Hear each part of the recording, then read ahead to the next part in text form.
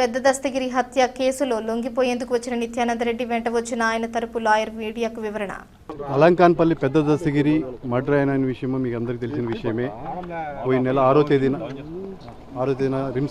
RIMS హాస్పిటల్లో murder అయినాడు, అందరికీ తెలిసిన విషయమే.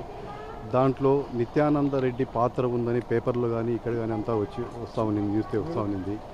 నిత్యానందరెడ్డి ఈరోజు నా దగ్గర పొద్దున వచ్చి, సార్ ఇట్లా నేను నేరం చేయలేదు, నాకు దస్తగిరి మర్డర్ కేసులో నాకు ఎలాంటి సంబంధం లేదు అని నా దగ్గరికి వచ్చినాడు.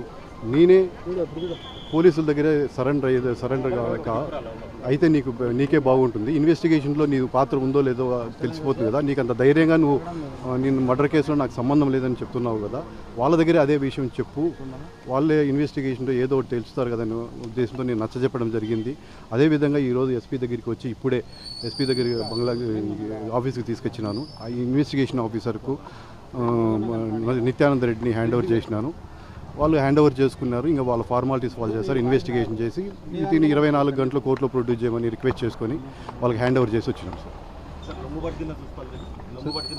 లొంగుబాటు కిందే కదా సార్, లొంగుబాటు కోర్టు. మేము అట్లా అనుకుంటే మేమేం నేరం చేసినాము అని మాకేమైనా డౌట్ ఉంటే మేము కోర్టులో పోయి లొంగిపోయేవాళ్ళం కదా. మాకు నేరం చేయలేదని మాకు ధైర్యం ఉంది కాబట్టి, మేమేమి మా పాత్ర లేదని ధైర్యం ఉంది కాబట్టి డైరెక్ట్ పోలీసు వాళ్ళ దగ్గర మేము సరెండర్ చేయించినాం సార్. వాళ్ళు ఈరోజు కోర్టులో ప్రొడ్యూస్ చేయవలసిందే.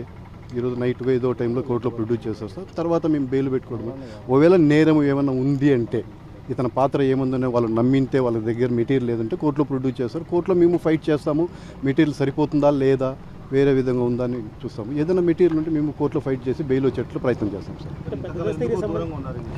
ఆ విషయం నాకు తెలియదు సార్. ఎవరైనా కానీ పోలీసు వాళ్ళు పేపర్లో కానీ ఏడైనా కానీ నువ్వు ఉండవు ముద్దాయిగా ఉన్నా అంటే ఎవరైనా సహజంగానే దూరంగా ఉండాలని చూస్తారు, కానీ పోయి దగ్గరికి వెళ్ళిపోరు కదా సార్. నాకు తెలిసిన విషయం అంటే, అతను నేను అడిగినప్పుడు ఏం చెప్పినా అంటే, నాకు దస్తగిరికి ఎలాంటి ఫైనాన్షియల్ లావాదేవీలు కానీ భూ తగాదాలు కానీ ఎలాంటివి లేవు, ఎంతైనా వెరిఫై చేసుకోమనంటే నావేమీ లేవు అని చెప్పాను సార్. దస్తగిరి ఇంట్లో ఆయన real estate broker sir. Real estate broker ఊర్లో అందరూ ప్రాపర్టీస్ ఎవరు అమ్మాలన్నా కొనాలన్నా డాక్యుమెంట్ వాళ్ళకి ఇస్తారు సార్. అవి వాళ్ళ దగ్గర అట్లే ఉంటాయి. అవన్నీ ఇన్ని ఉన్నాయి వాళ్ళ ఇంట్లో, ఆయన బినామీ అంటే అది ఎట్లయితుంది సార్, అంతే కదా. తర్వాత ఈయన ప్రాపర్టీస్ కానీ ఈయన ఇంట్లో ఉంటాయి, ఆయన లీగల్గా సంపాదించినవి ఉంటాయి. అది ఎవరు సార్ చేయాల్సింది? ప్రాపర్టీస్ ఉన్నాయంటే ఇన్కమ్ ట్యాక్స్ వల్ల వేరే వాళ్ళు రైట్ చేసి పట్టుకోవాలా, అయ్యా నేను ఇన్కమ్ ఏది, నీ ప్రాపర్టీ ఎంత ఉంది, ఇదేని. పోలీసుకు దానికి ఏం సంబంధం సార్?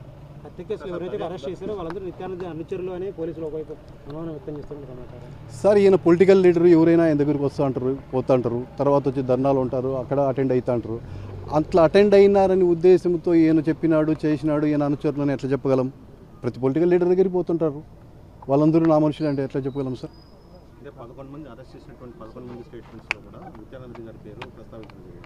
సార్ అది మీకు తెలిసిన విషయమే. పోలీస్ దగ్గర ఏం రాస్తారో ఏం చేస్తారో మీకు తెలిసిన విషయమే సార్. ఇంకా దాని గురించి నేను ఎక్కువ చెప్పలేను. చెప్పినంత మాత్రాన ఈయన పాత్ర ఉన్నట్లు కదా, ఎవరైనా నా పేరు చెప్తారు, మీ పేరైనా ఎవరైనా చెప్తారు. చెప్పినంత మాత్రాన ఈయన పాత్ర ఉందని కాదు కదా, దానికి కొరాబరేషన్ ఎవిడెన్స్ ఉండాలి కదా వాళ్ళ దగ్గర. ఉన్నట్లు వేరే సాక్ష్యాధారాలు కూడా వాళ్ళు నిరూపించాలి కదా. నేను ఇప్పుడు దర్యాప్తు జరుగుతుంది, నేను ఎట్లా చెప్పగలను సార్? వాళ్ళు దర్యాప్తు అయిపోయిన తర్వాత అప్పుడైతే నేను లాయర్గా చెప్పగలనే, కానీ అడ్వాన్స్గా నేను ఎట్లా చెప్పగలను ఏం జరుగుతుంది ఏమని? మాకు తెలియదు కదా సార్ లోపల ఏం జరుగుతుందో. సార్ వాళ్ళు వితిన్ 24 అవర్స్లో కోర్టులో ఏదైనా ఆయన దగ్గర మెటీరియల్ ఉంది, ఆయన మీద నేరారోపణ మెటీరియల్ ఉంది, స్ట్రాంగ్ మెటీరియల్ ఉంది. స్ట్రాంగ్ మెటీరియల్ లేదంటే ఆయన వదిలేస్తారు సార్. లేదు స్ట్రాంగ్ మెటీరియల్ అనే ఉద్దేశం ఉంటే ఏదనంటే కోర్టులో ప్రొడ్యూస్ చేస్తారు. కోర్టులో ప్రొడ్యూస్ చేస్తే ఆ సాక్ష్యం సరిపోతుందా లేదా లోపల పంపించేదానికి అనే విషయం నేను కోర్టులో వాదించుకుంటాం సార్. వాళ్ళ బాధ్యత సార్, దాన్ని మనం వాళ్ళ బాధ్యత 24 గంటలు ప్రొడ్యూస్ చేసిన బాధ్యత వాళ్ళది ఉంది. లేదు లేట్ అయిందంటే మా ప్రయత్నం మావన్నీ చూసుకుంటాం సార్. నా పేరు నాగిరెడ్డి సార్, కడపలో ప్రాక్టీస్ చేస్తున్నా, అడ్వకేట్ సార్.